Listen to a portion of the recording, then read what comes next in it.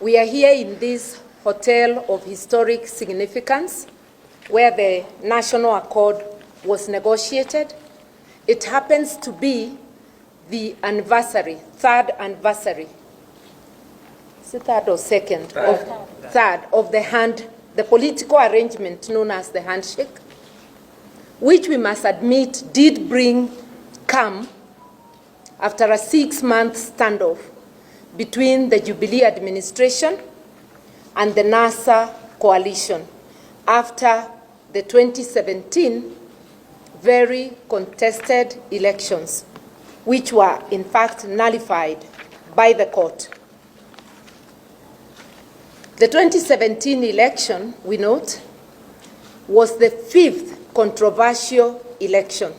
We have had 6 elections since 2002, and only the 2002 election was accepted as largely free and fair.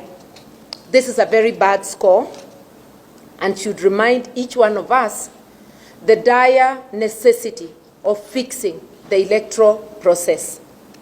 We therefore should be alarmed that the BBI project does not anywhere mention how we shall fix the electoral process. Their mantra has been that the problem is the winner takes it all, while we all know that elections must have winners and losers. So instead of fixing the electoral process, they're just putting additional seats for people to share at the national level. If this were indeed true, there should be similar seats at the county level, because there are elections both at the national and the county level. We are inviting Kenyans to ask why this phenomenon, according to BBI, is only at the national level, not at the county level. And the reason we guess is obvious, that the crisis at the top arises mainly because the incumbents don't want to lose power. They do not want to hand over. And this has happened in a nation we regard as the citadel of democracy. You remember the US elections. So really there is a terrible wind blowing all over the world, and which we must find ways of stopping here in Mother Kenya. The handshake has actually revealed itself not to be a bipartisan project, but to be an agreement between two people on how to share the spoils of power. It's actually a process to try and control the political destiny of Kenya. We had President Uhuru in an unguarded moment after the nullification of his election in 2017, where he said he will revisit, and we understood him to mean he will revisit the Supreme Court. And revisit he did, because before if you remember, before the repeat election, the bodyguard of the Deputy Chief Justice was attacked, and a hearing in the Supreme Court that was trying to stop the repeat elections could not get quorum because the judges got intimidated. He has thereafter revisited the judiciary. We've seen both the executive and parliament gang up to deny the judiciary adequate funding. We've seen the president refuse to appoint 41 judges who were recommended to him in accordance with the Constitution by the JSC. That standoff lives on to date.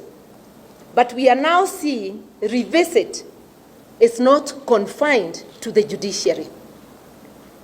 The BBI project is revisiting the 2010 Constitution, which the president has always considered as an inconvenience.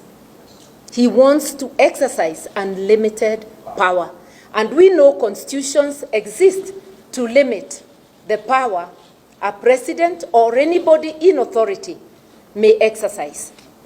This is a project to overthrow the Constitution of Kenya 2010. It is a coup, and you'll realize that in the present time, military coups are not fashionable. So coups of overthrowing the Constitution appears to be the in thing. And by the way, this administration has already been chipping at the Constitution little by little. I've just alluded to the refusal to appoint judges, the many times this government has, through Parliament, passed unconstitutional laws which have been struck out by the courts, the many orders the executive has refused to obey, including the order to dissolve an unconstitutional parliament. The Constitution of Kenya Amendment Bill 2020 is actually a demonstration of the President's vengeance to revisit the Constitution of Kenya 2010. It is not an amendment bill. It actually should be titled the Constitutional Overhaul Bill, because out of the 18 chapters in the Constitution, it's amending a whopping 14 chapters. This is not an amendment, it's a total overhaul. This BBI project has been illegitimate and unconstitutional from the word go. We saw the signatures of an initiative dubbed a popular initiative being collected by the provincial administration. This in itself is unconstitutional use of public resources and machinery. We have seen MCAs getting bribed with car grants, being intimidated, and the most obvious intimidation, we have seen the Baringo MCAs, the ones who voted no, specifically, the ones among those who voted no. We have seen them under investigation, writing statements with CID, and one of them actually accused of terrorism.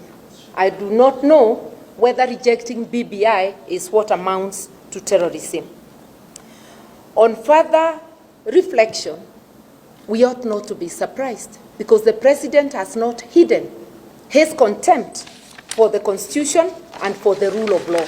Actually, this has been the signature of the Jubilee administration. Now, last week, we witnessed something, electoral violence in by-elections. And this election was significant. It is coming at a time that the state has sponsored a narrative that regional kingpins are the order of the day.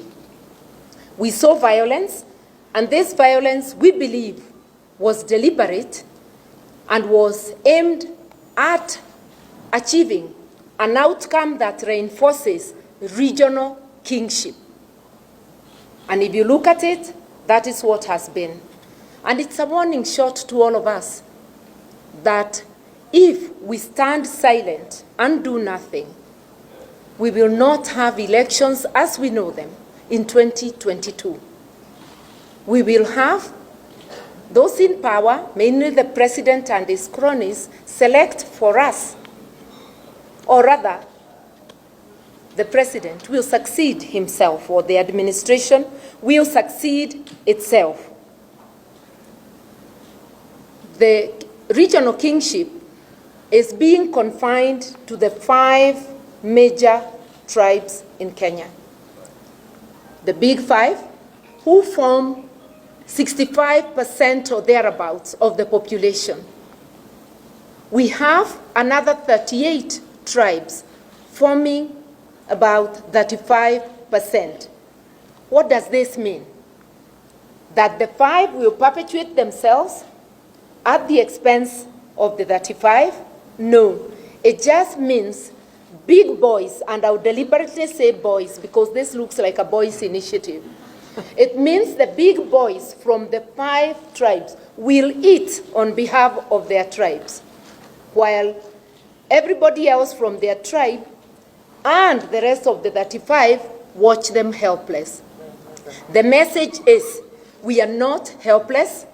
Those pushing the BBI project are less than 4,000 because all the elected leaders in Kenya, from the counties to the national, including the top civil servants in both the county and the national, are actually less than 4,000, while the Kenyan voters are over 20 million waiting to be informed in order to make informed decisions.